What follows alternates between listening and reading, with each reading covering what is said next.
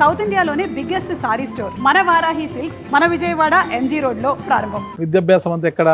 నాదా కళాభవన్లో 7వ తరగతి వరకు, ఉయ్యూరులో 8-10 వరకు, లైలా కాలేజీలో pre university first batch, engineering MS Ramaiah college Bengaluru MS Ramaiah. Okay, first క్లాస్లో పాస్ అయ్యి వచ్చా. Okay okay. అప్పట్లో పెళ్ళయ్యి కాపురం పెట్టి బెంగళూరు ఎంఎస్ రామయ్యలో చదివి ఫస్ట్ క్లాస్ అప్పట్లో ఏ బ్రాంచ్ లో ఉన్నారు sir? Mechanical. Okay, mechanical branch లో ఎంఎస్ రామయ్యలో చదివి అప్పట్లోనే చాలా విద్యావంతులు మీరు. అలాంటి మీరు రాజకీయాల్లోకి ఎందుకు రావాల్సి వచ్చింది సార్?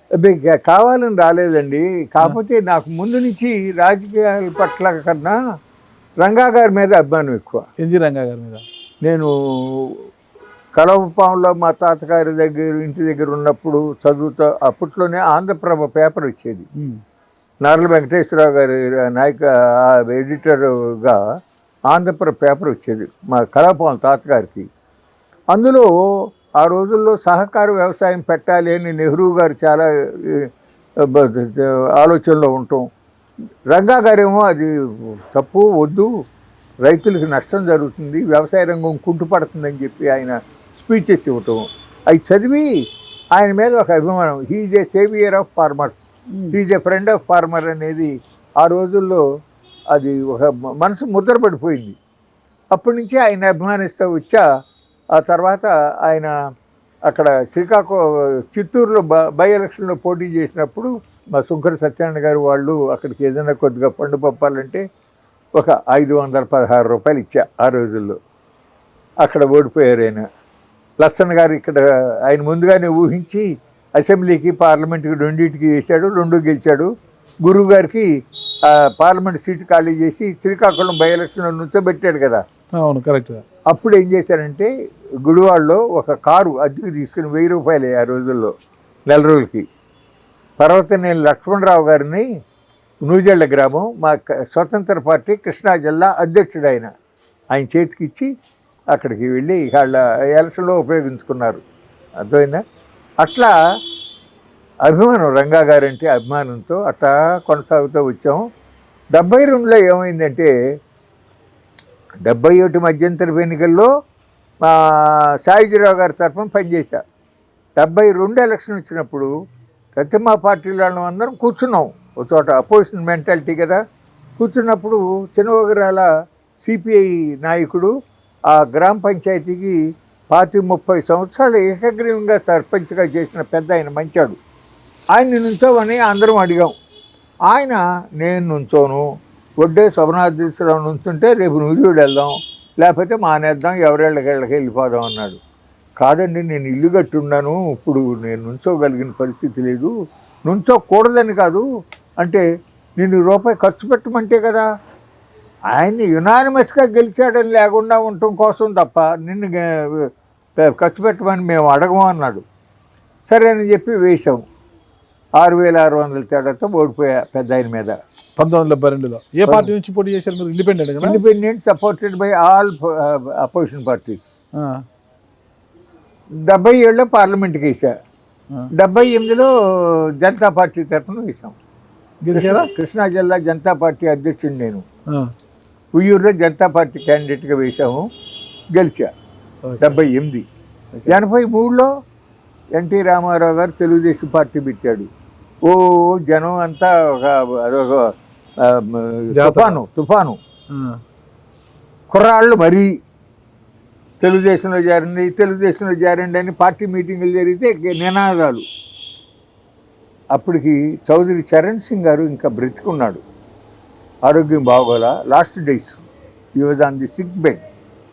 కానీ ఆయన్ని లోక్దళ్ పార్టీ వదిలిపెట్టి తెలుగుదేశంలో చేరాలి స్వార్థం కోసం అని చెప్పి అనిపించాల. అర్థమైందా?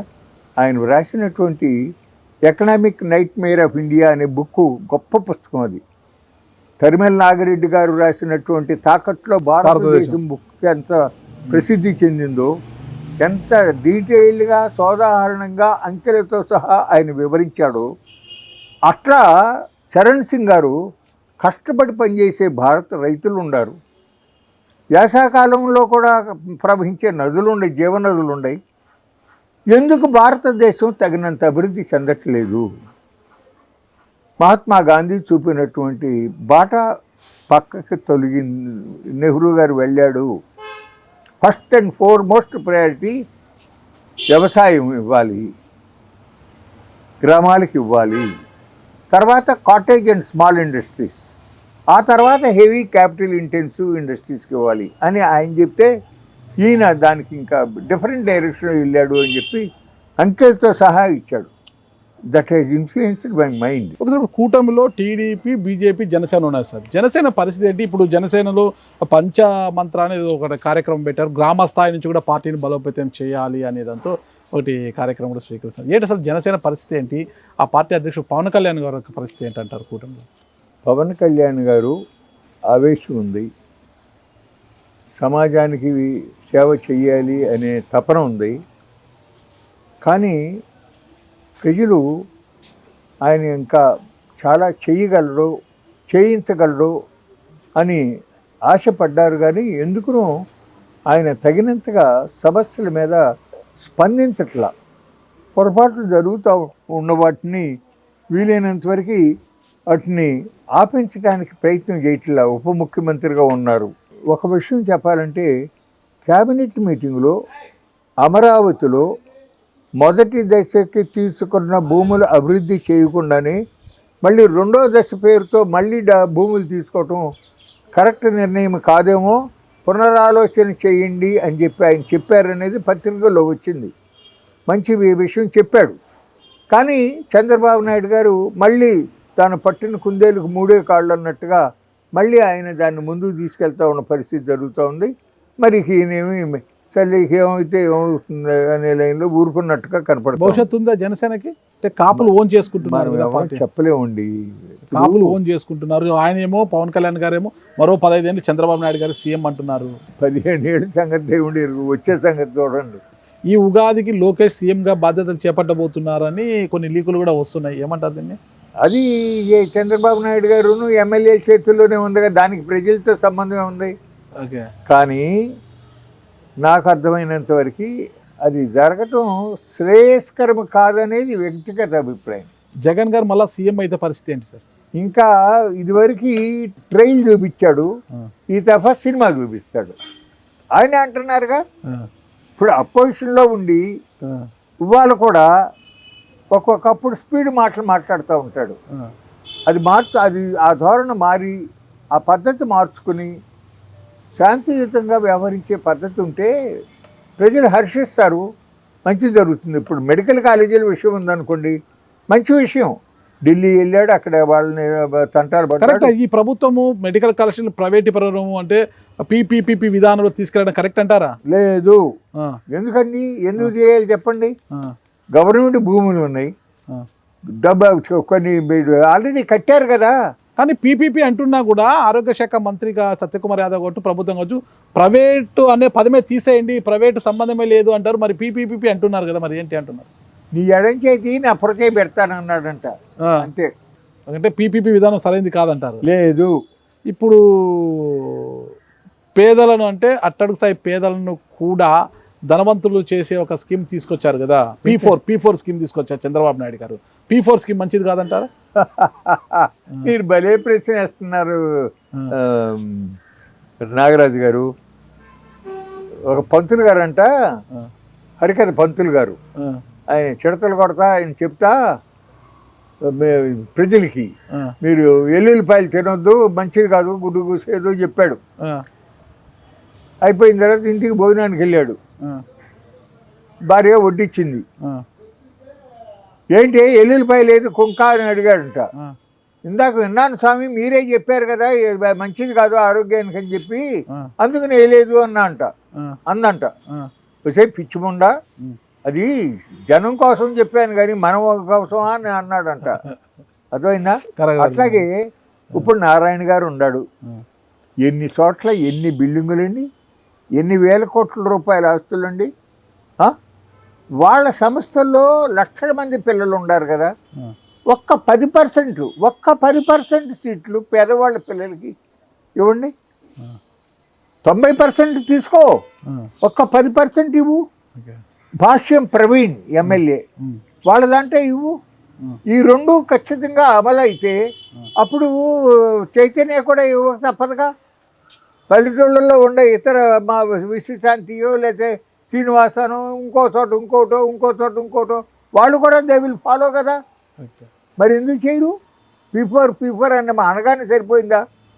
అట్లాగే హెరిటేజ్ ఉంది, హెరిటేజ్ నుంచి నువ్వు చేయగలిగింది ఏదో చేయి. హాస్టల్స్కి పేదవాళ్ళకి హాస్టల్స్ ఉన్నాయి కదా, వాళ్ళకి ఇప్పుడు నువ్వు పాలు పంపిస్తావో లేకపోతే పెరుగు పంపిస్తావో మజ్జిగ ప్యాకెట్ పంపిస్తావో చెయ్యి. చెప్పింది చెయ్యాలి కదండి, అదేం లేకుండా బాగా. గత ప్రభుత్వం అంటే 2019 నుంచి 24లో కూడా కక్ష సాధింపు రాజకీయాలు జరిగాయి, దాంట్లో డౌట్ లేదు. ఇప్పుడు మళ్ళీ అవి ఎట్లా పునరావృతం అవుతున్నాయి? కక్ష సాధింపు రాజకీయాలు ప్రశ్నిస్తే వారిని తీసుకెళ్ళి లోపలేస్తున్నారు, కేసులు పెడుతున్నారు, ఇబ్బందులు పెడుతున్నారు. ఎలా చూడొచ్చు అంటారు వీటిని? జరుగుతుందండి. ఇదివరకు టైంలో జగన్మోహన్ రెడ్డి గారి గవర్నమెంట్ ఉండగా ఇతర పార్టీల వాళ్ళని, కార్యకర్తలను, నాయకులను అవమానపరచడమో, కొట్టడమో, కేసులు పెట్టడమో జరిగినాయి. ఇప్పుడు దాన్ని దృష్టిలో పెట్టుకుని ఇప్పుడు కూడా కొన్ని సందర్భాల్లో వైఎస్ఆర్సీపీ వాళ్ళని వీళ్ళు అట్లాగే చేస్తూ ఉన్న పరిస్థితి జరుగుతుంది. చాలా ఆశ్చర్యకరమైన విషయం ఏంటంటే ఆ గవర్నమెంట్ పోయి 18 మాసాలైనా కొన్ని పత్రికల్లో ఇప్పటికీ కూడా అప్పుడు జరిగినటువంటి లోపాల గురించి చాలా పుంఖానుపుంఖాలుగా రాస్తారు తప్ప ఈ గవర్నమెంట్లో ఏం సాధించారు అనేది రాదు. మీడియా కూడా అక్కడ మోడీ అమిత్ షా వాళ్ళ ఆధ్వర్యంలో 90% of the print and electronic media వాళ్ళ చేతుల్లో ఉంది.